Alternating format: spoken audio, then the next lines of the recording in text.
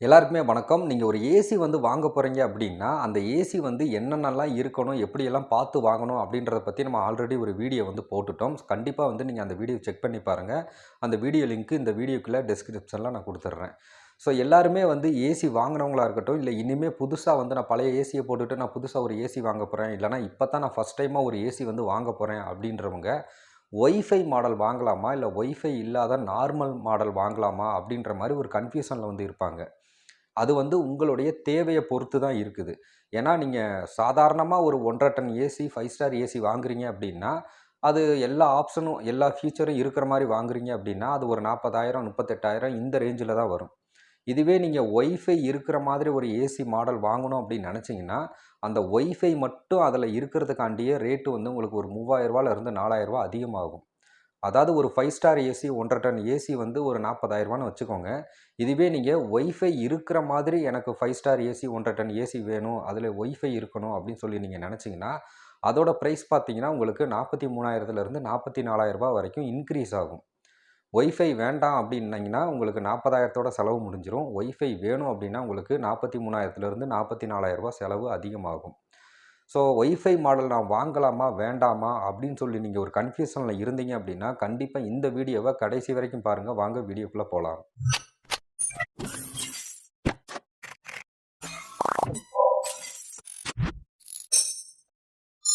நீங்க first time ஒரு AC வாங்க போறீங்க. அது ஒய்ஃபைல வாங்கலாமா? இல்ல நார்மல் மாடல்ல வாங்கலாமா? அப்படின்னு நீங்க யோசிச்சுக்கிட்டு இருந்தீங்கன்னா, கண்டிப்பா இந்த ஒரு விஷயத்த நீங்க நோட் பண்ணுங்க. நீங்க ஒரு ஒய்ஃபை மாடல் ஏசிய தான் நீங்க வாங்க போறீங்க அப்படின்னா, கண்டிப்பா உங்களுடைய வீட்ல ஒய்ஃபை இருக்கணும். மோடம் வந்து இருக்கணும். எனி டைம் வந்து அந்த ஏசில வந்து ஒய்ஃபை கனெக்டிங்ல இருக்கிற மாதிரி ஒரு மோடம் வந்து இருக்கணும். அப்படி இருந்துச்சு அப்படின்னா, நீங்க கம்பல்சரி வந்து நீங்க ஒய்ஃபை மாடலே வாங்கிக்கலாம். கண்டிப்பா உங்களுக்கு ஒய்ஃபை மாடல் தேவையா? அது நீங்க யூஸ் பண்ணுவீங்களா? அப்படின்றத நீங்க நல்லா யோசிச்சுக்கோங்க. ஏன்னா, ஒய்ஃபை மாடல் நெறைய பேர் வாங்கிர்றாங்க. ஸோ, ஏசி வாங்குன ஃபர்ஸ்ட்டு ஒரு 1 மாசத்துக்கு வந்து ஒய்ஃபை வந்து கனெக்ட் பண்ணி நல்லா யூஸ் பண்ணுவாங்க. எல்லாமே ஃபோன்ல ஆப் இருக்கும். அந்த ஏசிக்கு உண்டான ஆப் தனியா குடுத்துருவாங்க. அந்த ஆப் மூலமா போய் எல்லாமே கண்ட்ரோல் பண்ணுவாங்க. ஃபர்ஸ்ட்டு 1 மாசத்துக்கு. அதுக்கப்புறம் பார்த்தீங்கன்னா, ஃபோன்ல இருந்து யாருமே யூஸ் பண்ண மாட்டாங்க. எல்லாமே ரிமோட்லயே யூஸ் பண்ணிட்டு போயிருவாங்க. ஸோ, அப்படி இருக்கிற பட்சத்தில எதுக்காண்டி ஒய்ஃபை மாடல்? அதுக்குன்னு நம்ம தனியா 3000, 4000 காசு அதிகமா குடுத்து வாங்கியிருப்போம். அப்ப அது வேஸ்ட்டு தான். சும்மா தான் கிடக்கும். ஸோ, உங்களுக்கு யூசேஜ் வந்து இருக்குது அப்படின்னா மட்டும் நீங்க ஒய்ஃபை மாடல் ஏசி வந்து வாங்குங்க. முக்கியமா உங்களுடைய வீட்ல நீங்க ஏசி வந்து ஒய்ஃபை மாடல் வாங்குறீங்க அப்படின்னா, கண்டிப்பா மோடம் இருக்கணும். அந்த மோடம் வழியா நீங்க ஒய்ஃபை வந்து உங்களுடைய ஏசில வந்து கனெக்ட் பண்ணியிருக்கணும். அப்படி இருந்தா மட்டும் தான், நீங்க அந்த ஏசில என்னென்னலாம் நடக்குது அப்படின்றத உங்களுடைய மொபைல் ஆப் மூலமா உங்களால வந்து நோட் பண்ண முடியும். ஸோ, இதனால என்னென்ன அட்வான்டேஜ் அப்படின்னு சொல்லி கேட்டீங்கன்னா, நீங்க ஒய்ஃபை மாடல் வந்து நீங்க எடுத்துட்டீங்கன்னா, உங்க வீட்ல வந்து மோடம் இருக்குது அப்படின்ற பட்சத்தில, நீங்க எனி டைம் வந்து நீங்க ஏசிய வந்து ஒய்ஃபை மூலமா கனெக்ட் பண்ணி வச்சிருக்கீங்க அப்படின்னா, நீங்க வெளியில இருக்கீங்க. ஏசி வந்து ஆன் ஆயிருச்சா, இல்ல ஆஃப் ஆயிருச்சா, என்ன ஏதுன்னு தெரியல அப்படின்னா, நீங்க டைரக்ட்டா ஆப்ப ஓப்பன் பண்ணீங்கன்னா, அதிலேயே காட்டிரும். ஏசி வந்து ஆன்ல இருக்கு, இல்ல ஆஃப்ல இருக்குன்னு அதிலேயே காட்டிரும். நீங்க ஒரு ஏசி வாங்குறீங்க. அந்த ஏசில ஒய்ஃபை இருக்குது. உங்க வீட்ல மோடமும் இருக்குது. நீங்க ஒய்ஃபை வந்து நீங்க ஆன் பண்ணிட்டீங்க. ஏசியுமே வந்து எப்பயுமே ஆன்ல இருக்கிற மாரியே நீங்க செட் பண்ணிட்டு, நீங்க வெளியில போயிட்டீங்க. பட் நீங்க வந்து வீட்டுக்கு வர்றீங்க. வரும்போது நீங்க வர்றதுக்குள்ள ஏசி ஆன் ஆயி ஒரு 10 நிமிஷம், 15 நிமிஷத்துல ஏசி வந்து ஓடி, ரூம் எல்லாம் வந்து சில்னஸ் ஆகணும் அப்படின்னு நெனச்சீங்கன்னா, நீங்க வெளியில எங்கிருந்து வேணாலும் நீங்க ஆப்ல வந்து ஜஸ்ட் ஆன் பண்ணி உங்களுக்கு என்ன டெம்பரேச்சர்ல வேணுமோ அத செட் பண்ணிட்டீங்கன்னா போதும். ஸோ, அது உடனே இம்மீடியேட்டா வீட்ல வந்து ஏசி ஆட்டோமேட்டிக்கா ஆன் ஆகி அதுவே வந்து ரன்னிங் ஆக ஆரம்பிச்சுரும். நீங்க வர்றதுக்குள்ள ரூம் எல்லாமே சில்னஸ் ஆயிரும்.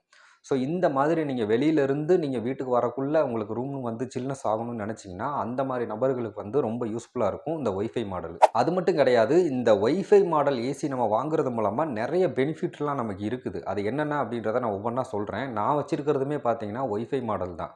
ஸோ, நான் வாங்குன ஏசி கிட்டத்தட்ட ரூ. 44,000 1 1/2 டன் 5 ஸ்டார் ஏசி தான்.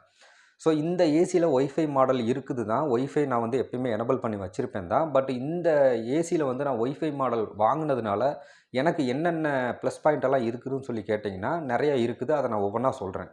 ஃபர்ஸ்ட்டு விஷயம் பார்த்தீங்கன்னா, இந்த ஏசில வந்து எந்த அளவுக்கு வோல்டேஜ் வந்து வருது, போகுது. அதாவது வந்து வோல்டேஜ் வந்து கம்மியானாலும் எனக்கு நோட்டிஃபிகேஷன் வரும். வோல்டேஜ் அளவுக்கு அதிகமா வந்தாலும் நோட்டிஃபிகேஷன் எனக்கு வரும். நான் ஸ்டெபிலைசர் வந்து ஏற்கனவே போட்டிருக்கேன் தான். என்கிட்ட வந்து எம்சிபி சுவிட்சுமே வந்து நான் போட்டிருக்கேன் தான். பட் இருந்தாலுமே எனக்கு வோல்டேஜ்ல ஏதாவது ப்ராப்ளம் அப்டின்னா, எனக்கு ஏசிலேருந்து டைரக்ட்டா வந்து எனக்கு நோட்டிஃபிகேஷன் வந்துரும்.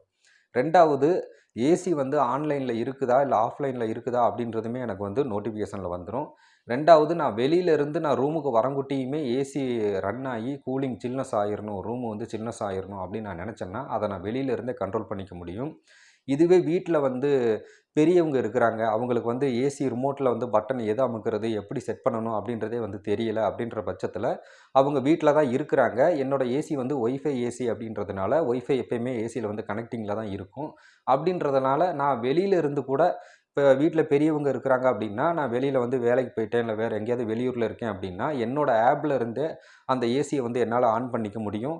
இவ்வளோ டெம்பரேச்சர்ல தான் ஓடணுன்றத என்னால செட் பண்ணிக்க முடியும். ஒரு வேளை இங்க வீட்ல இருக்கிறவங்க வந்து ரொம்ப குளுருது, எனக்கு வந்து ஏசி வந்து கொஞ்சம் கம்மியா இருக்கிற மாரி வையி அப்படின்ற மாரி சொல்றாங்க அப்படின்னா, நான் வெளியில இருந்தே ஃபோன் வழியாவே எல்லாத்தையும் என்னால வந்து கண்ட்ரோல் பண்ணிக்க முடியும். ஸோ இந்த மாரி நெறைய ஃபீச்சர்ஸ் இருக்குது. நெறைய பெனிஃபிட் இருக்குது. ஸோ அது மட்டும் இல்லாம பார்த்தீங்கன்னா, உங்களுக்கு இந்த ஏசிய வந்து நம்ம ரிமோட் மூலமா தான் வந்து கண்ட்ரோல் பண்ணணும் அப்படின்றது கிடையாது. நம்ம மொபைல் மூலமாவே எல்லாத்தையுமே கண்ட்ரோல் பண்ணலாம். நம்ம வந்து எத்தன டிகிரி வந்து இதில வைக்கணும். ஸோ அது மட்டும் இல்லாம இது வந்து வாரத்துக்கு ஒரு தடவ பார்த்தீங்கன்னா, இது வந்து செல்ஃப் கிளீன் வந்து ஆப்ஷன் குடுத்துருக்காங்க. அந்த மாரி நம்ம பண்ண முடியும். 16 ஃப்ளெக்ஸி கூல் அப்படின்ற ஒரு ஆப்ஷன் வந்து குடுத்துருக்காங்க. நமக்கு என்ன மோடுல வேணுமோ அந்த மோட வந்து நம்ம செலக்ட் பண்ணி வச்சுக்க முடியும். ஃபேன் வந்து எந்த ஸ்பீடுல ஓடணும், எந்த அளவுக்கு வந்து அதிகமா இருக்குது, எந்த அளவுக்கு கம்மியா ஓடணும் அப்படின்றத நம்மளால வந்து செட் பண்ணிக்க முடியும். ஸோ அப்புறம் அந்த ஈக்கோ மோட் இந்த மாரி ஆப்ஷன் நெறையா இருக்குது. இதெல்லாம் வந்து நம்ம செட் பண்ணிக்க முடியும். நீங்க ரிமோட்ல என்னென்ன யூஸ் பண்றீங்களோ, இது எல்லாமே பார்த்தீங்கன்னா, உங்களுடைய ஆப் மூலமாவே வந்து யூஸ் பண்ற மாரி எல்லா கண்ட்ரோலுமே அங்கேயே இருக்கும். ஒருவேளை உங்ககிட்ட ரிமோட் வந்து இல்ல, ரிமோட்ல பேட்டரி காலியாயிருச்சு, இல்லன்னா ரிமோட்டே வந்து உடைஞ்சு போயிருச்சு. அதே ரிமோட்டு வேற கடையில கிடைக்கல அப்படின்ற பட்சத்தில, உங்களால மொபைல் ஆப் மூலமாவே உங்க ஏசிய வந்து கண்ட்ரோல் பண்ணிக்க முடியும். அதுக்கு ரிமோட் தேவையே கிடையாது. அது மட்டும் தானா அப்படின்னு சொல்லி கேட்டீங்கன்னா, அதுவும் கிடையாதுங்க. இன்னுமே நெறைய பெனிஃபிட்லாம் இருக்குது. அதாவது இந்த ஏசில வந்து எந்த அளவுக்கு வோல்டேஜ் வருது அப்படின்றத பத்தி நான் ஏற்கனவே சொல்லியிருக்கேன். வோல்டேஜ் கம்மியா வந்தாலும் சரி, அதிகமா வந்தாலும் சரி நோட்டிஃபிகேஷன் வந்துரும். அதுபோக உங்களுக்கு ஒரு நாளைக்கு இந்த ஏசி வந்து எவ்வளோ மணி நேரம் ஓடுது, அந்த 1 மணி நேரத்துக்கு வந்து எவ்வளோ யூனிட் வந்து செலவாகுது, டோட்டலா வந்து நம்ம நைட்டு வந்து தூங்குறோம், காலையில தான் எந்திக்கிறோம். அப்படிங்கும்போது அந்த ஒரு 8 மணி நேரம், 9 மணி நேரம் நம்ம ஏசி வந்து ஆன் பண்ணியிருக்கோம் அப்படின்னா, அந்த 8, 9 மணி நேரத்துக்கு வந்து எத்தனை யூனிட் வந்து கரண்ட் வந்து செலவாயிருக்குது. இன்னைக்கு நான் ஏசி யூஸ் பண்றேன் அப்படின்னா, நாளைக்கு காலையில வந்து என்னால செக் பண்ணிக்க முடியும். நேத்து நைட்ல இருந்து இன்னைக்கு காலையில வரைக்கும் எத்தனை யூனிட் வந்து இந்த ஏசி வந்து செலவாயிருக்குது அப்படின்றத வந்து நான் ஆப் மூலமாவே பார்த்துக்க முடியும்.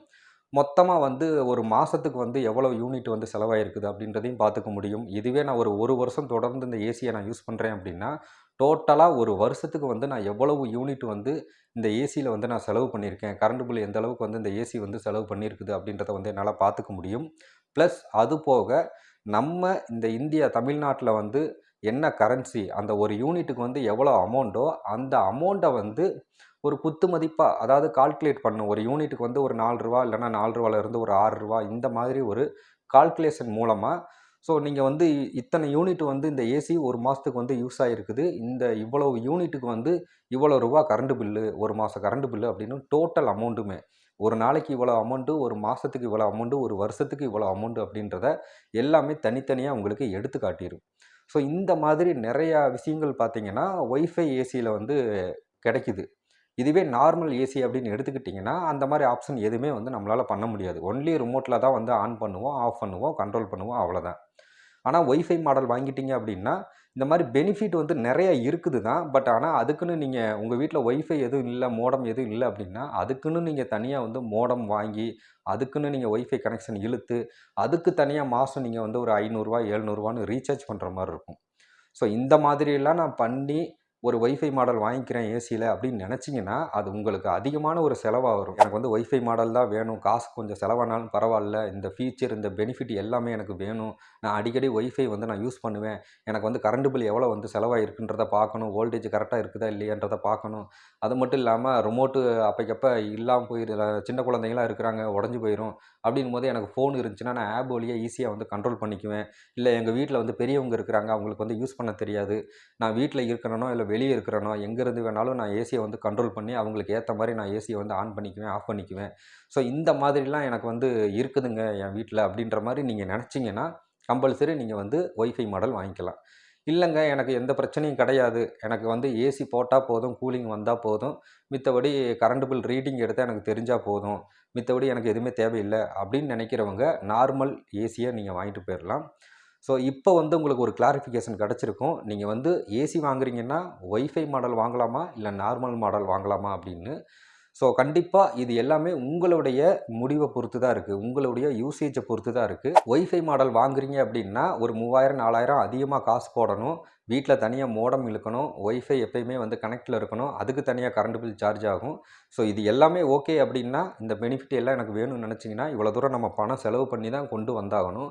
இல்லங்க எனக்கு அந்த அளவுக்கெல்லாம் செலவு பண்ண முடியாதுன்னு நெனச்சீங்கன்னா, நீங்க நார்மல் ஏசியே வாங்கிட்டு போயிரலாம். ஸோ உங்களுக்கு இப்போ ஒரு கிளாரிஃபிகேஷன் கிடைச்சிருக்கும்னு சொல்லி நான் நம்புறேன். இந்த வீடியோ உங்களுக்கு ரொம்ப யூஸ்ஃபுல்லா பிடிச்சிருக்கும்னு நெனைக்கிறேன். அப்படி பிடிச்சிருந்துச்சுன்னா லைக் பண்ணுங்க, ஷேர் பண்ணுங்க. நம்ம சேனல மறந்துடாம சப்ஸ்கிரைப் பண்ணி சப்போர்ட் பண்ணுங்க. மீண்டும் ஒரு சூப்பரான வீடியோவுடன் உங்கள வந்து நான் சந்திக்கிறேன். நன்றி, வணக்கம்.